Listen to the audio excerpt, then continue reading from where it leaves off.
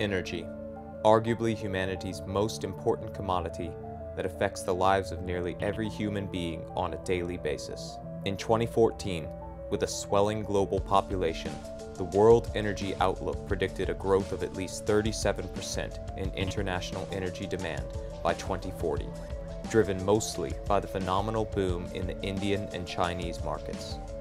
Under current production methods and sources, that increase cannot be met, and additional technologies and supply sources must come online in order to meet the rising demand. The challenges of current energy sources are well documented.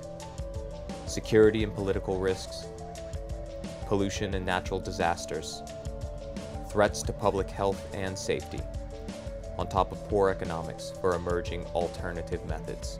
Though it has negatives, most experts agree that nuclear power is the best available technology, but have begun to search for an alternative fuel for reactors. One potential candidate is a little-known element called thorium. On the periodic table, thorium is in the same series as uranium and shares many of the same characteristics as its chemical cousin. However, thorium is much more abundant in nature, creates a significantly more stable and safer nuclear reaction, and produces virtually no waste compared to uranium reactions, while also creating exponentially more energy per ton. While uranium is currently entrenched in Western infrastructure with hundreds of light water reactors online, there are some who believe that a future for thorium exists and are actively preparing for that day. At the 2015 PDAC, we sat down with 3 of Canada's top uranium and thorium explorers to find out what to expect on the future of thorium and nuclear power. So why nuclear? The energy equivalence between coal, uranium, and thorium, 300 million kilograms of coal is equivalent to 250 kilograms of uranium, which is equivalent to 1 kilogram of thorium.